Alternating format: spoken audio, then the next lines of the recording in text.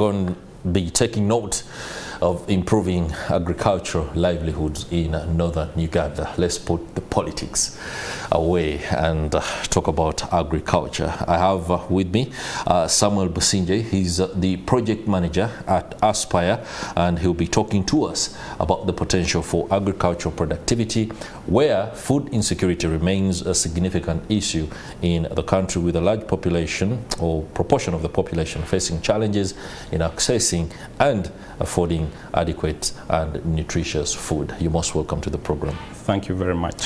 Quickly take us up to speed with what the state of affairs is in as far as northern Uganda is concerned. I know the whole country is within a perspective, but how is northern Uganda's map looking?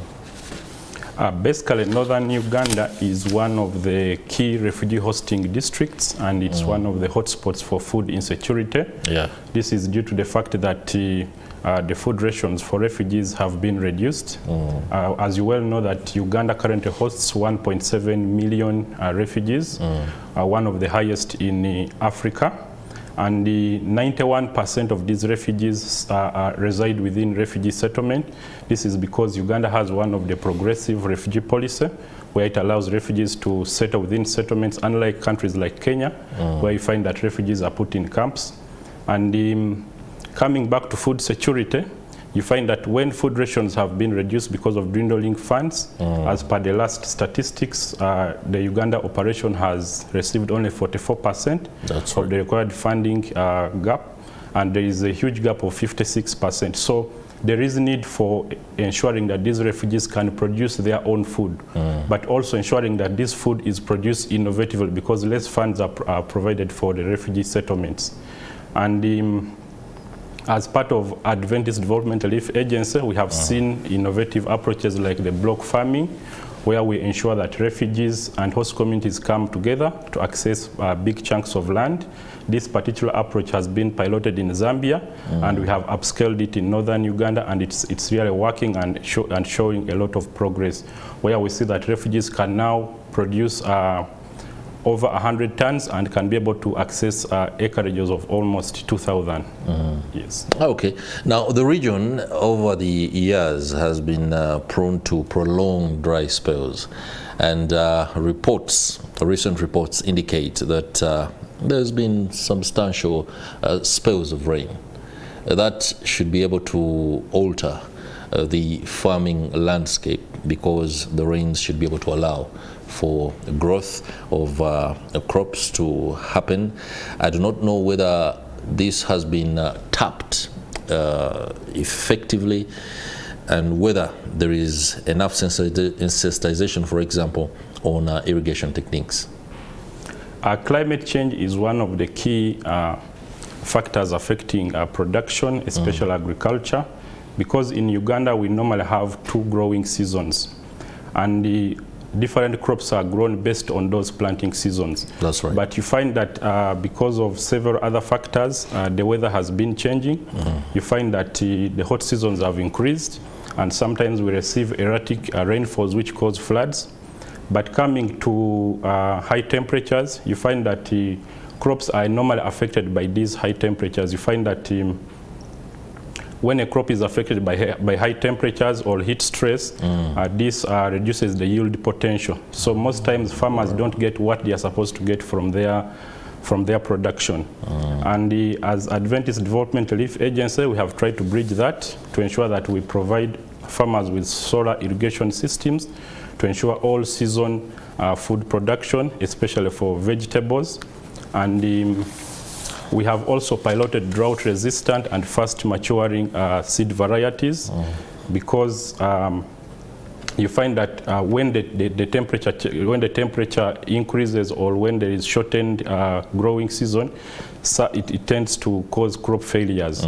So when you are able to provide these farmers with short maturing seed varieties, and I want to appreciate the National Agricultural Research Institute for doing a tremendous job in ensuring that the varieties available. Exactly. So what we normally do is to make sure that we multiply these varieties, because we find that foundation seeds are quite expensive and unaffordable to farmers. If you find that a bag of Narocas 1 or Narocas 4, which is an improved variety, if you have to get it direct from Naro, it can cost to around 80,000, which is unaffordable to a local farmer. So what we normally do is we multiply these varieties and ensure that they are accessible to all the farmers.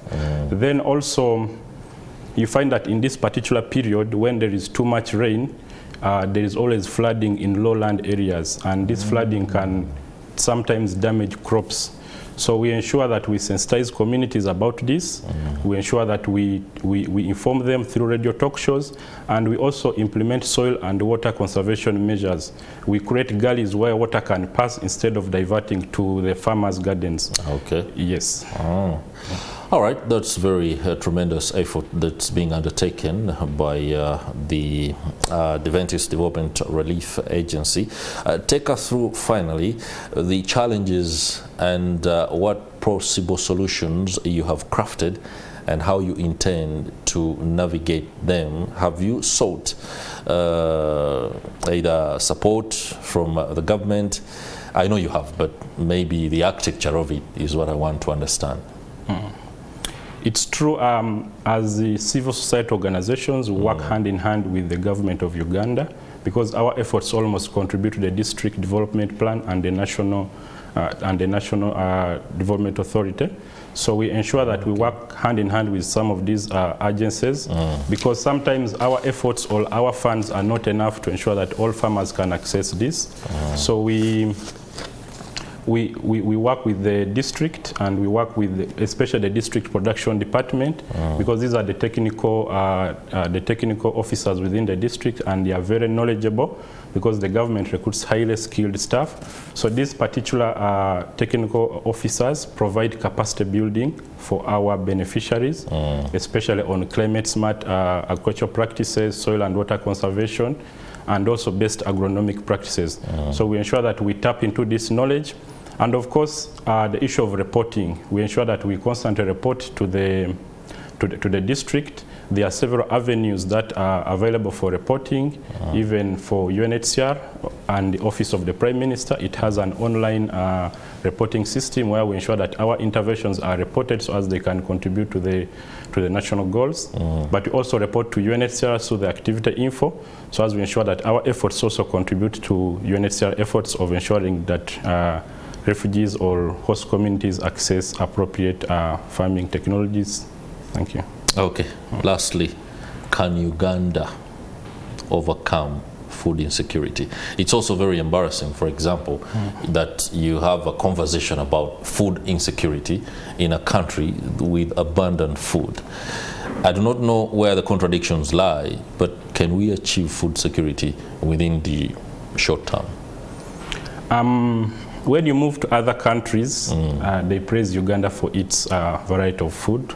And I think that's why Uganda was named the Pearl of Africa, because of its fertile soils. No doubt. But as you well know that the climate is changing, there are several factors that affect food security within our communities that we live in. One is the poor extension services. Okay. You find that farmers cannot access the proper extension services required for them to produce certain crops. From the field monitoring visits that I've had, I've noticed that a farmer who has proper extension services can get proper yields than a farmer who lacks proper extension services. Then also coming to still climate change, which is affecting production. I've done a lot of research on climate variability, especially in West Nile, and it has shown that the weather patterns will continue changing because the population is growing. There will be high demand on natural resources, and there will be high greenhouse emissions, and these ones accelerate climate change. So you find that if a farmer plants an acre of, for example, rice, and is expecting maybe 4 tons, but because of the change in climates, you may find that he will earn he will get around just a ton, and that will also affect that will also affect food insecurity. So basically what we need to do is we need to adapt to the changing climate in order to make sure to mitigate the food insecurity within our communities. Okay. Samuel Busingye, many thanks for the interventions that the Adventist Development Relief Agency is making in northern Uganda. We do hope that those interventions yield as you have set out to. That will do it for the